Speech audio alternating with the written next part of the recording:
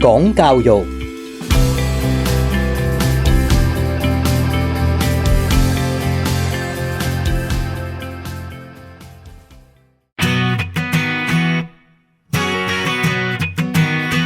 進一步海闊天空，與時並進，時美珍。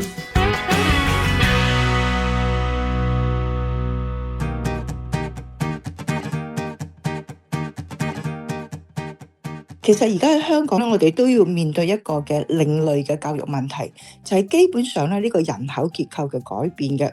咁其實咧，我哋睇到香港嗰個嘅出生數字咧，而家已經跌到係3.1萬，預計咧呢個嘅小一6歲嘅學童咧，就會由2026年嘅4.7萬咧，甚至咧去到2035年咧係降到3.8萬嘅。咁一個持續下降嘅一個嘅趨勢咧，係包括跌幅咧達到23%咧，其實直接咧就會影響到一個嘅供求嘅問題。咁甚至咧係包括我哋最關切嘅咧，會唔會因為有啲嘅學校因為收生不足而要殺考咧？我哋今日好高興能夠請到團結香港基金嘅副研究總監咧郭海傑咧，同我哋傾下呢個問題嘅。郭生你好。你好。我想知道啦，其實呢一個嘅人口下降嘅問題咧，我哋第一個關注到咧，當然係香港嘅整體發展啦。咁但係亦都好迫切咧，就係話喺呢一個嘅情況之下，會唔會就接影響到一啲嘅學校根本就無法生存咧，而要開始殺考咧？咁如果既然係一個不可避免，又可唔可以及早嚟到規劃咧？我想問下郭生喺呢一方面就住呢個人口下降，首先你覺得有啲乜嘢嘅我哋需要急切注意嘅咧？其實人口下降嗰個趨勢係好清楚嘅，因為其實好簡單啫嘛，即係舊年我哋大概3萬人出生啦，咁大家可想而知就係話過幾年之後，咁當然即係小一嘅學生，即係6年後啦，咁大概就係3萬人，咁但係我哋而家嘅即係一屆可能係4萬到5萬人之間啦，咁所以其實嗰個跌幅咧係都比較顯著，咁以而家我哋即係500間中學500間小學左右啦為例咁樣，咁其實如果人數少咗20%，咁其實學校係咪相對地都會少20%咧？尤其是啲地區可能本身嗰個學童嘅數量係即係跌幅會比較大嘅時候咧，咁必然會面臨一個生存嘅問題。咁所以下一個問題就係話，咁我哋到底係即係由得佢自己競爭跌穿嗰個即係殺校線嘅時候就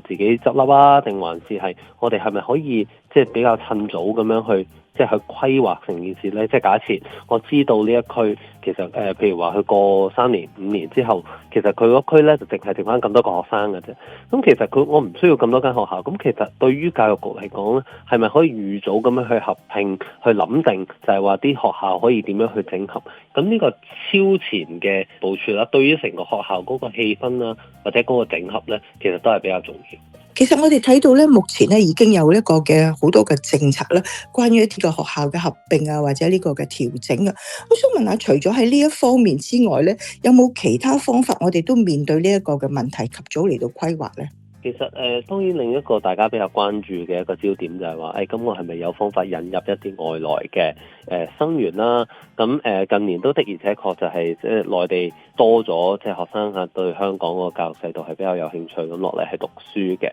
咁而家嚟講啦，咁就主要係即係你見到大專院校可能會比較多啲啦。咁但係嚟緊係咪中小學都可以諗下點樣開得即係多少少咧？進而就係話咁，其實近1-2年就開咗一條縫啦，可以咁講就係話，我哋嘅直資學校啦，已經可以以試點嘅形式咧，係喺即係海外去招生啦。咁亦都有啲校長咧組團去東南亞去宣傳多啲香港嘅教育優勢啦。咁但係當然佢哋能唔能夠可以即係成功招生，或者未來有冇進一步擴大嘅空間咧？咁呢個我哋都要需要考慮。咁喺其實成個發展裏面咧，我哋都好注重啦嚇，即係當然你講啦係，如果海外生招生方面咧，似乎一啲嘅弱勢學校咧，佢哋係冇呢個吸引力嘅。咁但係有冇一個嘅方法令到學校咧係有一個嘅重組，透過重組咧係能夠配合咧？因為始終有一啲嘅學校咧比較係多啲嘅輔導啊，多啲關注一啲嘅弱勢學校咧可以做得到嘅。咁呢方面會唔會影響到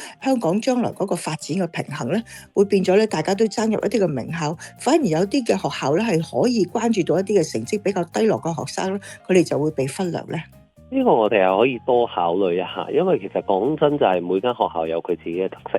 咁有啲學校嚟講咧，可能佢係喺即係照顧學生啊，或者某啲方面嘅配套、一啲住宿啊等等嘅支持方面啦，可能係比較夠。咁有啲學校咧，可能佢嗰個職專嗰個導向咧，會比較犀利啲，佢同某啲行業咧，可能係會比較緊密啲。咁其實呢啲咧，都係一啲我哋可以利用嚟作為一個招生嘅優勢，即係無論係本地嘅全族定還是係即係海外去招生啦。咁亦都可以諗就係話，可唔可以將一啲學校咧，尤其是我哋係諗佢合併或者發揮好自己嘅優勢嘅時候咧，咁係幫到佢去即係幫手做大個餅咯。